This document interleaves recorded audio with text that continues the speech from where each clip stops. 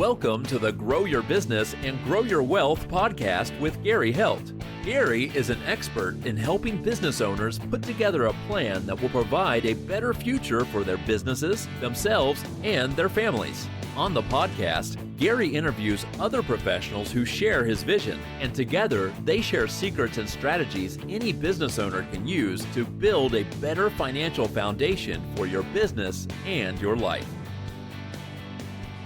Hey, welcome back to the podcast. This week, our guest is Damion Lupo, who is the founder and CIO of FrameTech. Welcome, Damion. Hey, Gary, it's great to be here. Thanks for having me. Sure. So you got a lot of experience, built many different businesses over the past, 30 some years or so. How did you get to where you're at now? Tell us some of your backstory. Well, I got to where I am by screwing up, I think, almost everything possible. And it's funny because I've started and run over 70 companies in the last 30 years. And people go, wow, you've had all these successes. And I laughed. I'm like, I've had more failures. I've had more things that have fallen apart or blown up, or, even like I started a bookstore in college, one of the 4 colleges I went to. And ultimately that bookstore paid for college in about 2 weeks, but it got me thrown out of school. And what I learned is you can have great ideas. I mean, there was a lot of learning there. Sure. The business failed because the regulatory environment, if you will, was like, no. And it wasn't necessarily that bookstores were banned, but there was a monopoly that wanted to stay a monopoly. And I put the other bookstore out of business.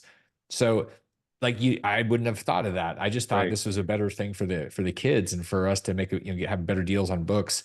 So what I've learned in all of this is that the business that you think it's going to be may just be a seminar. It may be a lesson. And to get really wound up in the thing, especially when you're starting out, whether it's your first business or your third or fifth, I think becoming a little bit detached to whether or not it turns out exactly like you want is one of the most powerful things people can do. And then you really get what you're supposed to get from it versus just a pile of money, which is unfortunately where most people start. And it doesn't work that way. They go, wow, it didn't work, or I didn't make as much money.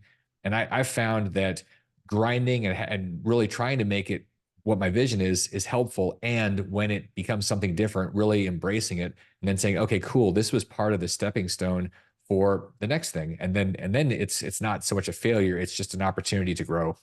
Yeah.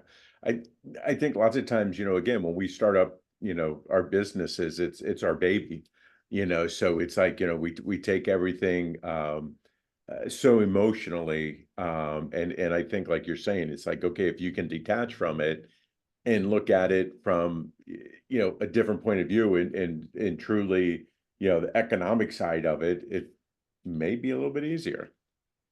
It's hard as an entrepreneur. Anybody that's really, if you're starting a business or you have a business, there's a part of our identity that is in that thing, whether it's FrameTech or my bookstore. I mean, all these things, we take it personally. Founders have a different perspective on everything. Everything matters. And so it's hard to just detach from that. And quite frankly, one of the things that people like is they like doing business with people that care. They like doing business with businesses that have a human element. If you're a commodity, it's like, does it really matter? That was one of the things with my retirement company, EQRP, years ago. We came into the market and all the advisors, the people that had all this experience, suggested we compete using the same thing that everybody else was selling. And I said, that doesn't make us any different. And I said, let's create something different, something new, a new vernacular.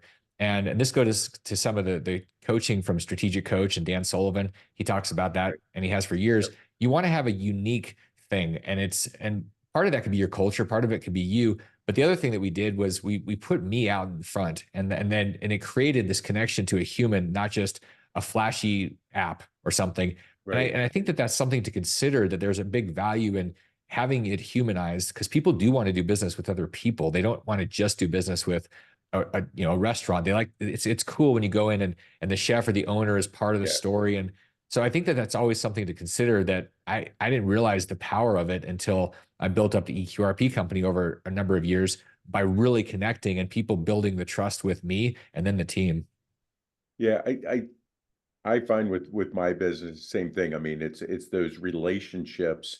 And I think that's what, again, you said it earlier, it's like, the transactional, versus relationship. And I think that relationship is what, helps you with your business, helps you grow, but then also the people that are coming to you like it so much, more. It's like, yes, some of your team may be swapped out at times and stuff like that, but the core values and stuff are still there. That's it. It's huge. Like I mean, we can't re-emphasize this enough. The relationships that you build with people, it's when you fall in love with a culture, with some company you're doing business with, whenever they're doing something else, you naturally want to do it. It's if it's just transactional, you really don't care what else they're doing because you're just buying that gadget or widget or service. I love my experiences when certain companies, they'll send me a marketing email and I can't wait to buy what they're selling because I love doing business. I love how they treat me, and that's definitely based on relationships. I think that that's one of the lost things for most businesses, is primarily businesses that are thinking about scaling or they want to grow. Now, if you have a one-off, if you have a little diner, or if you have a little store or something, it's going to be very relationship based. But anybody that's thinking about scaling, yeah, I think a lot of times they miss the relationship piece. They're just thinking about how efficient they can make the thing. And efficiency is important, but trust is as important. And that connection that people have, we're seeing that more and more with companies that are building relationships with their customers online. They're building things, it's based on transparency and trust and connection and asking people what they think and values. And that's one of the things that I see missing with most businesses. They're not really deeply espousing their values. I think a lot of times there's a generic set of values that gets thrown up, like customer service. Like, who Yeah, gives a crap? That's obvious and it should be. right. But really owning, and I find that I'm more interested in working with companies if I know what they're driving, what they're deep inside their heart. Who are they? And the leadership and the vision, what are they doing? That actually matters to more and more people now than I think ever before. And that's probably missing more often than not. And if it's there, it's usually just a generic statement that doesn't really mean anything. So taking a minute to really figure that out and then be outright in front with Right. that is a really big deal. Yeah. I mean, I find it interesting that you talk about, with people trying to scale their business and everything. I bought some clothes, they showed up in the box and there was actually, a handwritten note in there from somebody, and they signed it. Hey, if you need anything, you can reach me at this.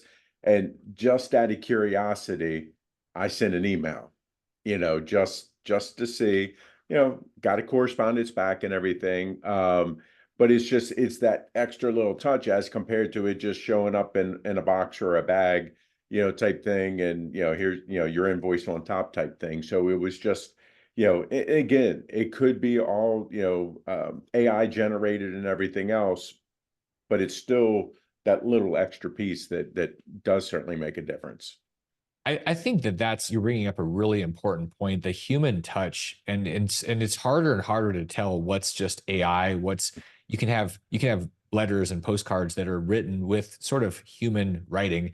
Yeah. And one of the things that I did with the company 8 years ago when EQRP was started, I wrote a book about the retirement system, and I gave people those books, and we still do. And every book that was sent out and every call I made with a potential prospect, I sent a handwritten card. And it wasn't just, hey, thanks for the call. It was like a letter.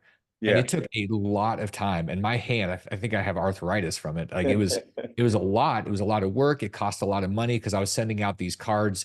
I would send out books. I was doing all this stuff that took a lot of time, a lot of energy, a lot of money. And I was the only one doing it. And most people won't do it. I mean, most people won't even pick up the phone anymore to actually reach out and call. And we go, well, I can send a text. I can send an email. And you know what? You want to differentiate yourself? Do the human thing. And the Right. and the handwritten card, it's funny because this is so old school. And yet it hardly ever happens. I couldn't even tell you the last time a company sent me a handwritten anything that wasn't computer generated. Right. When somebody does that and it's actually for me, it's not just a generic message. Like I would reference, where they lived. I would reference the conversation. Those type of things make a massive difference, and you build loyalty and allegiance in a way that hardly anything else does anymore. Even if you have a really shiny object or a really great price, the fact that you took time, which I think people really appreciate, especially people, when you start moving into the wealthier space and people with a lot of resources, I think those people really understand time, and they understand, especially if you're a founder, Right. and regardless, having a human take the time to care and love on their customer, people recognize that, and they don't. I don't think people throw it away. I think people really will run with that and stick with you. Yeah. I mean, I think even from our side, I mean, if somebody sends you, a handwritten note thanking you for, whatever it was that you did. I mean, I know, for us, tax season, I've gotten quite a few people that have, they've signed everything electronically, but I get the letter from them, in the mail where it's like, they're thanking us for, our time for what we've done for them. I think that, as business owners, we've kind of gotten away from that. And I always kind of remember back, and I forget exactly who it was, but I think it was an airline company that talked about you going back to your clients and going out and seeing them face to face and stuff like this. And this goes back years ago, so it's kind of like coming full circle again. And I, to your point of people just texting, emailing, not doing the calls or face to face meetings or even the Zoom stuff. I think it makes a difference. I couldn't agree with you more. We just had about 100 people out here in Arizona for investors at our frame tech manufacturing plant that we're building. And every one of those people that came out are getting handwritten cards from multiple people, including me and the partner that really brought them into this thing. And that again, it's showing gratitude. Like, I just think that people are moving so fast and they don't take the time. But you know what? Every one of these people matters to us, and every dollar they put and entrusted us with, we're going to continue to tell them thank you. We're going to continue to Right. be right up in their face saying you matter to us, and we're glad you're here. It's, people are all, I think a lot of businesses are trying to figure out how to do things so fast, and you forget is that if you do something really fast, like you try to grow a garden really fast, it doesn't work. Like, you have to Yeah. let natural processes happen. You have to nurture. Like, I look at business as gardening versus hunting, and I think most people are trying to figure out the hunting or the hack. Yeah. And when you look at the gardening and you build relationships, it's kind of like building a garden full of really deep rooted trees that you nurture, you water, and ultimately those trees will withstand any storm. They'll hang out with you for literally years and decades if you take care of them. But it takes time, and unfortunately, most people are impatient. And part of that is they see all these other success stories, if you will, the highlight reels for people's lives and the businesses that go from zero Yeah. to hero, the unicorns, and they go, well, that's what I want. And they don't see the 20 or 30 years before that of all the background that happened. That's kind of like frame tech. We were a napkin 2 years ago. And today we have a plant that is creating revenue, that's going online, will be in full force this fall. And it's a 111,000 square foot facility that's disrupting the construction industry. And people go, wow, it's like it happened overnight. I'm like, yeah, after 30 I years, was just going just to say. me, 30 years, all the other Right. people that have been in business running things 30, 40, 50 years, we've got like probably 250 years worth of experience in our leadership team. And like, all that had to happen first. And then we have a Right. 2 year overnight success story. So it's, I think, being patient and allowing natural things to happen and then putting in the time with the actual things you're supposed to do results in a world-class, beautiful garden, whatever that is for you. Yeah. Again, I always go back to, transactions versus relationships. And I think that's, where you're coming from with this is that, you're building relationships with all of these people. Um, what are some of the, in your time of doing these different businesses and stuff and working with other business owners, that their businesses may have failed or had challenges? What are some of the big ones that you saw in, were you able to help them overcome these challenges or how did you handle that? What I've seen from both personal experience and other people with challenges and failures, most people's egos get in the way. Like Right. back in 2008, when I had a thriving real estate business, I made many millions of dollars. I was a multimillionaire, and then in 1 year, I lost $25 million. And the problem was me. Even though the market, the world seemed to collapse in 2008, I was the problem, and I wasn't willing to shift because I needed the lesson. And so usually what I've seen from myself and other people is that we're not ready to actually do the thing that we need to do. unless we trust somebody implicitly to tell us the truth and we're willing to almost blindly follow because we don't have the experience going through the thing that they're telling us to do. When I stopped listening to people that had more experience than I did, that's when I got into trouble because I didn't know what I didn't know. And I made all the mistakes in the world blindly thinking that I knew everything and I was Superman. And that's usually where people land. If somebody's willing to actually do the thing, it's really not that hard to fix almost anything. The first thing is you've got to acknowledge the truth. And I wrote a book in 2012 called Reinvented Life. And that was after 2 years of being in therapy from this meltdown. And the whole premise of the therapy was asking one question for 2 years. And the question was, what is true? And if we're willing to acknowledge whatever the truth is, it's like whatever your financial statement is, or your personal financial statement, your balance sheet, however bad it is, however much debt you're in, whatever the situation is, if you're losing money, if you can acknowledge what is, then you can do something with it. But you can't fix a lie. You can't change something if you're not even in reality. That's where a lot of people are. They just put their head in the sand and they say, well, like, I just need to work harder, or that's not how you fix anything. You got to acknowledge and actually get real about what it is first. So I've seen that with myself and others. And so part of my job in my capacity with these different companies that I'm involved with and running and mentoring people is to really stay in the truth and be willing to acknowledge the truth even when it hurts. Like, nobody likes to be told they're wrong. Oh, It no, sucks. no. Yeah. But we're all wrong a lot. There's just nobody. The only time that it's funny, Gary, because you think about growing up, going to school, and what are you told? If you're wrong, you're a failure. Like, if you Right. get 50% of whatever wrong, you flunk out, you're thrown out, you're you're literally just a ruinous human being. And in reality, if you get 50% wrong in marketing or in baseball or in the real world, you end up being a Hall of Famer or a Yeah. billionaire. Yeah. So, like, we've taught people the wrong structure for how they go about doing things, and so people are afraid of making mistakes. They're afraid of the judgment. They're afraid of, well, what if I acknowledge the truth and I'm a big dummy? Well, that reality, that's just life. Like, that's how you Yeah. you call a baseball player a failure because they hit 3 out of 10 and they missed 7. No, you call them a Hall of Famer making Right. $40 million a year. Like, so we just need to twist that a little bit and start saying, okay, failing and then acknowledging what it is and then learning from that. That's how we get anywhere we want to go.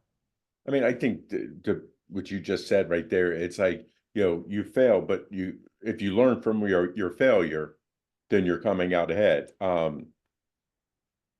You talked about mentoring people and things like that, in your, years of doing all of this, it sounds like you've had, business coaches or somebody there that was helping hold you accountable. I think back and I remember one of the most expensive mentors, and mentors aren't expensive if they tell you the truth and they loan you their confidence. One of the things that you can do is you can buy a mentor. I had a guy named Dan who lived over in Europe, and this guy, I transferred about $400,000 to this guy over 2 years for mentoring and for a couple of sites to his particular program he had at his home in Scotland. And he told me what I wanted to hear. And so if I was doing something incredibly stupid, like I remember buying a Ferrari, I really couldn't afford a Ferrari, and it's not the Ferrari, it was like the oil changes, and it was Right. all the other dumb stuff. Oh, yeah. But I said, the bank doesn't want to loan me the money. And he said, will you just tell him you can just go do this? And he was telling me what I wanted to hear. I wanted a Ferrari to feed my ego. And instead of him saying, well, if the bank's telling you no, why do you think that is? Like, one of the things about banks can be good and bad. One of the things that I like about banks is they'll give you perspective on a very conservative approach. And if they're saying you're not financeable, you might want to ask the question, especially for something that's depreciating. Do I really need this or want this? Yeah. Or, like, is this right? So having mentors that will tell you the truth, even if you don't like it, is the key. And then being able to respect them enough. And one of the things that I think is important, people oftentimes are trying that they'll say, well, I've got somebody that coaches me or mentors me. And I'm like, your cousin doesn't count. Your wife or husband doesn't count. Yeah. You've got to be paying somebody, because if you pay, you'll pay attention. Not a little bit, but a lot. When I was paying this guy $10,000 a month for 30 minutes, I paid attention. I just didn't have a values alignment with him. So that was the problem, but I was certainly paying attention. So if you're wondering why things aren't working, it's probably because you're not. Like, the reality is that when you hire somebody and you're committed, it's like hiring a coach at a gym. if it doesn't work and you don't get to the body that you want, it wasn't the coach's problem or fault. It was Right. yours for not doing the thing. You probably had too many bonbons at night instead of drinking water and going to sleep. So Yeah. it's ultimately the level of commitment that is the key with mentors and coaches. It has nothing to do with, well, it has very little to do with the actual coach or mentor. Yeah, I found, because I've had some different coaches from, fitness to business and everything else. And one of the things that I really found was, it's like, you can't have a friend, you can't have somebody like that. You got to have somebody that is going to keep it real with you. Yeah. And you're going to get your feelings hurt. Just plan on it now, type thing. And I've gotten so much more out of it because of that than I did before. Um, I'm glad I didn't pay 10 grand a month for that person who did that. But I mean, but again, it's all relative, but it's like, I think that's a great point, is like, you don't want to have that person who's going to tell you what you want to hear. Um, No, one other thing that I just thought of that I think it's really important when you get feedback from whoever, whether it's somebody you work with or a mentor, normally if it stings us, we want to react, we want to defend. And one of the tools that I use is I'll say thank you and let me think about this. And it allows me to sit back and let go of the emotion. And sometimes a day later, I'm really irritated and I think that they're wrong. And oftentimes I go, okay, I can see where they're coming from and I can see how I can use this. And and so it ends up being a lot better than in the moment trying to defend my ego. And I think that right, that's one of the things that happens with people. Either they're not hearing things because they figure they have to do something right in the moment, or they just, they ignore it or they get into a fight. So when you're getting feedback from somebody, especially if it's somebody that you've asked for the feedback. So like if somebody's asking me, or if I see something and I feel like this would be a great place for some coaching, I generally will ask somebody, can I give you some coaching? Because you have to open the space. And right. that's an important thing. It doesn't really work when you start attacking somebody and telling them they're wrong. Usually they don't say, "Oh, sweet, please tell me Yeah, more." They usually say "F off." That's kind right, of how it right. works. Yeah. I think, yeah, I agree with you. I have found that, you know, as business owners, people are coming to us all the time to fix problems. So we're in that mode and stuff like that. And lots of times it's hard for us to stop and kind of take a step back, kind of, reconvene, and then, decide, what we're going to do with the information that was presented to us. Um, I think a lot of what you're saying, I mean, it really resonates with me, because of dealing with different business owners and stuff like that. And there's some of them where I'm like, okay, they're never going to make it because they keep doing the same thing over and over, and they don't want to, take any coaching or anything like that. Um, Tell me, what is a piece of advice that somebody has given you over these, 30 some years of running these businesses, that really has stuck with you and really has resonated, that you try to, live every day and use all the time? I think this. I heard. I was at a conference one time, and Marcus Lemonis was one of the speakers. Mm, Who that if you're not familiar, people that are watching, listening, that he was the Prophet, the show The Prophet on yep, CNBC, and one of the things that he had three rules for business, and a couple of them. I mean, watch your cash and pay attention to your numbers. Like those were two. And in your world, in the accounting world, yeah, that's. I mean, you know that that's a critical thing.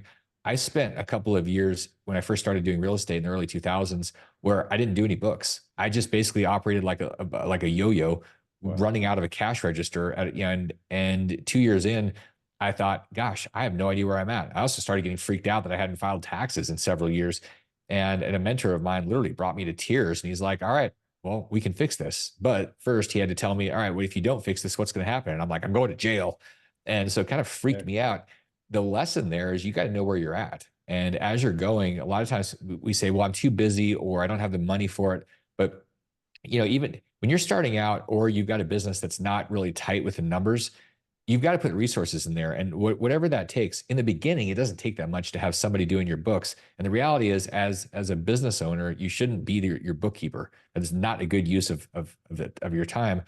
I think that was one of the things that it stuck with me, and it's not like it's not like some mystical thing that we've never heard before, but it's crazy how often that's the case where, especially as entrepreneurs, we're moving fast, we're building, we're creating, and we figure out, you know what, there's some cash in the bank, and we'll deal with the stuff, or we don't pay attention to bills, and we say, oh, they're just coming in, or this spending.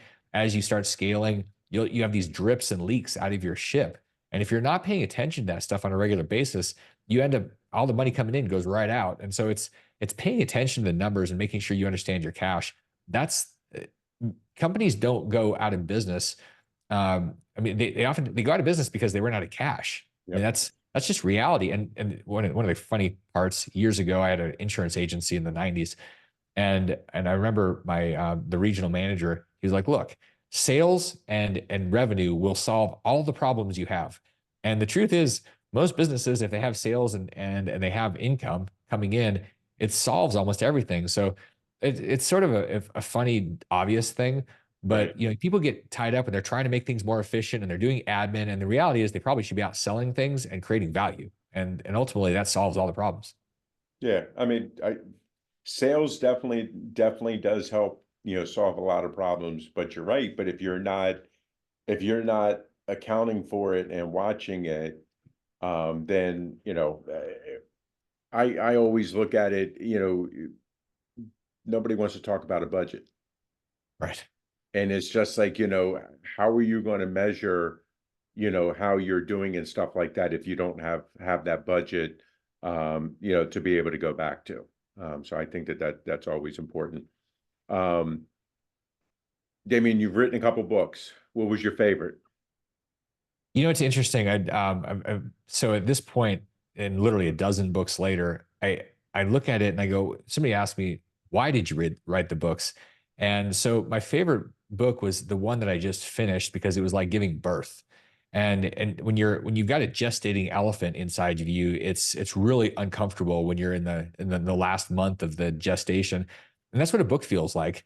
So every time I wrote one, the reason I wrote them and is because I wanted to clarify some thinking. There was something that I thought I was clear on, and then I started writing a book, and I realized, okay, my thinking is not that clear. Once you write a book, unless it's a novel and it's Harry Potter, but if Right. you're writing a business book, which these have all been business books, there's a clarity around the thought that is rambling around in the brain, and once it's in a book, it's out there, like it's Yeah. out of the brain. It's not up there taking up space, taking up energy. So all of them, when I wrote Unicornomics, that was the last one that came out. And I have another one coming out soon called Turnkey Retirement. The Unicornomics book was it was up to that point. It was all the businesses that I'd started, all the experiences I'd had, all the things I'd studied. And it was really understanding that the first 15% of what you do is if you get that right, the first 15% in terms of like bookkeepers and the right team and the right culture, there's this certain package. It's a mini book. If you Right. get that right, if you take all those principles and you get that stuff right, you have an 85% likelihood of success. The other 15% has to do with the market and whether your thing is any good. But it's really interesting. And people wonder why businesses fail. Why do 9 out of 10 businesses fail in the first 5 years, and the other 9 out of 10 of those fail within the next 5 years? A lot of that has to do with this first 15%. So I loved putting all that together and thinking through it. The funny part is writing a book like that. Then when other people like on my team at Frame Tech and EQRP, when they read the book and they go, why aren't we doing this? And I go, that's a good question. I did write the book. And so it's always funny. I'm like, okay, you're right. Gosh, you can't really get away from it once you've written a book. So Right. but I love that process because it helps to, our brains are so complex and so powerful. And if you can get something in a way, in a book where other people can understand it, that says a lot about your ability to communicate. So Yeah. it's a lot of work. It's really hard. It's also really powerful to go through the process. So even if you write a book and nobody reads it, Right. there's a lot of value in going through that process just to get all the stuff that you think you know out of you and maybe clarify some of the things you don't know that you need to learn. Yeah. No, I agree. I agree with you. So Damion, we've covered a bunch of stuff. I could keep talking to you about this because I really enjoy hearing from other entrepreneurs and what has made them successful. Because I think so many times people that haven't done this think that, oh, this, that we make it look easy, and it's not. It's hard, and it takes a lot of work, a lot of dedication. So I really, hats off to you for for, your 30 plus years and over 70 companies. That's been a lot of work. I'm sure some bumps and bruises that you probably still even have. I love the it's funny looking at things how sort of easy they look at after decades of doing something, and the reason it looks easy because of all the bumps and bruises. People go, well, what's your degree? And I'm like, the University of Hard Knocks, or Yeah, the College of Hard Knocks, and the University of getting the crap kicked out of me. That's where I went to school, and it was the right, bleeding, and it was the bruises, and it was the mud, and ultimately the reason that things seem like they're so easy, or they look like, wow, this is happening so fast with frame tech, and it's launching so quickly, is because we're stepping on all of the stuff before it. And the reason this is going to have an impact and help solve the housing crisis with the construction and the speed, and the reason it's scaring a lot of other construction companies, is because people haven't innovated in the construction industry for the last 50 years. Like the nail gun was the last big innovation. And that was like 50 years ago. oh yeah, So we come into a space and we say, okay, we've got some really big ideas, and people understand not only is it a great idea, we've got great people, and we've got the talent, we've got the vision, we've got the culture. And so all these people said, yeah, we want to be a part of it. So putting together a couple $100 million, $100,000 at a time, actually is something that you're capable of doing when you bring all this stuff together and you've built the relationships. And it's an incredible thing to witness and be a part of. And so I think it's really interesting for people to see that, because they can see what it looks like when you put all the pieces, when you put unicornomics together, and that's what frame tech is. It's like a living embodiment of all these principles, all the people, all the time, all the commitments, the energy, the love, the mission, the vision, all that stuff. It's like wrapped up into one company that it's not 50 years old. It's literally right, 2 years old. And people can go, okay. And then you can start modeling the things that you're like, oh, that's cool, I want to use that. So I think frame tech is actually a really good lesson for people. Some people invest in it, some people work there. Everybody can benefit from understanding how it's being built and the framework for it, and then leveraging that into your own businesses. right, right. So, Damian, what have I not asked you wish I had? Gosh, I think There's one of the probably things, there's probably a ton of stuff. there's a ton. Here's one of the best things that I've pivoted on over the years that I screwed up for probably 25 years, and that was being involved in way too many things. Hmm, And I think may have been Warren Buffett that said this, or somebody said it. Somebody smarter than me said the difference between successful and super successful people is that super successful people say no to almost everything. And when people, if I'm talking to somebody and I ask them what they do, and they give me a list of 5 different companies that they're running, I go, great. Because not everybody's Elon Musk. And reality is Elon's in the middle of 5 different companies or however many, but he's got CEOs. And even if he is the CEO, he's got incredible teams. So the real pivot point for me and for the impact that I'm having with the things I'm working on is that I said no. And sometimes it didn't mean I shut things down. It meant I let go of them to other people to do right, the thing.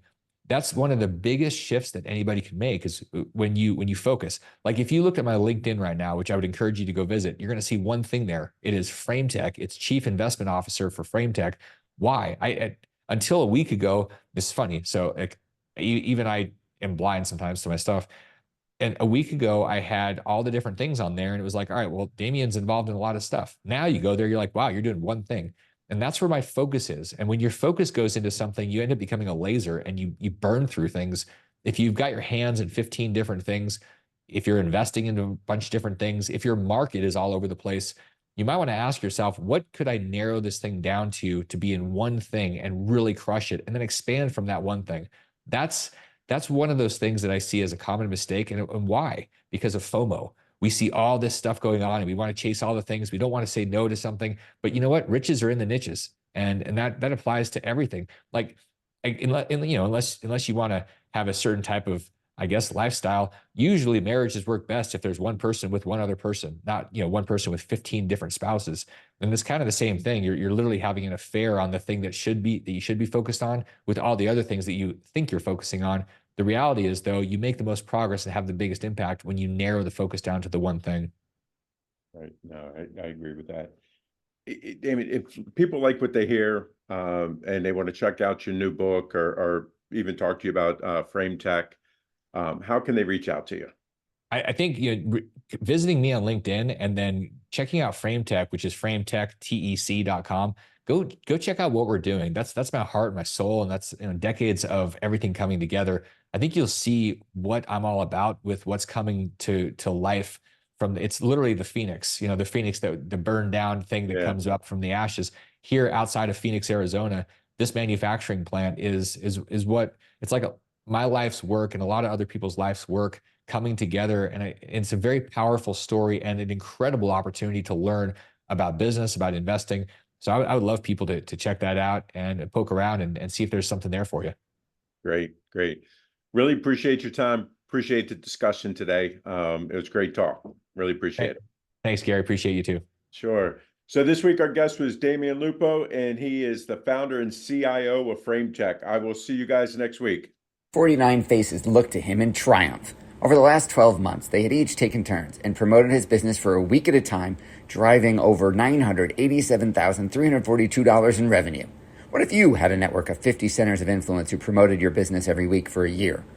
Grab your copy of the #1 Amazon best-selling book, The Ultimate Guide to Growing Your Business with a Podcast, at 33% off the Amazon price by going to ultimatepodcastbook.com. Again, that website for 33% off the Amazon price is ultimatepodcastbook.com.